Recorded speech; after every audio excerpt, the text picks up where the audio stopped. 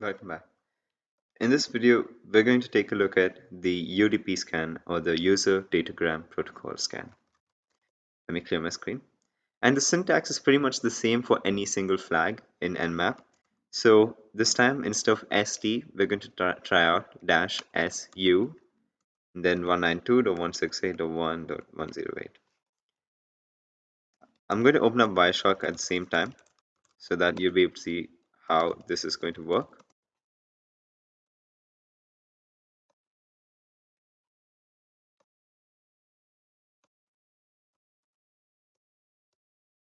Awesome. Now let me make this split screen and let's take a look at what happens now. I'm gonna hit enter, and again you need sudo privileges. I keep forgetting this, and there we go.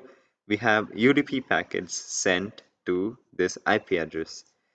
Now one thing you'll notice right off the bat is that UDP scans are a lot slower than TCP and the SYN scan probably combined.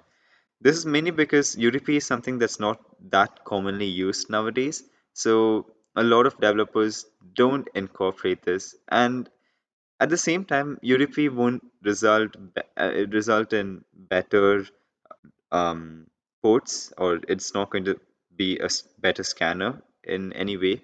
But one thing that you can keep in mind is that remember how I said UDP is not that commonly used anymore?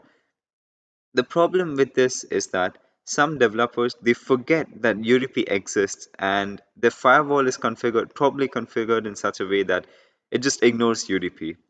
Now this is very crucial for you because if a computer is sort of programmed like that, or if its firewall is programmed like that, UDP scans will be very effective, more effective than TCP and the SYN scan.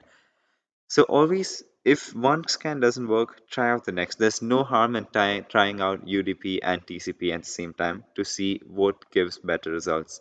But UDP mostly will not give better results, and as you can see, it says 23 seconds. It takes a lot of time for a computer, for scanning a computer. So it will take a very long time. But it it could in very rare occasions return better results.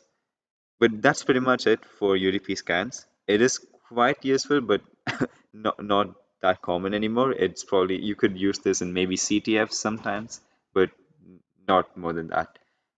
Anyways, thank you for watching, and I'll see you in the next one where we'll be talking about a few more advanced or intermediate scans.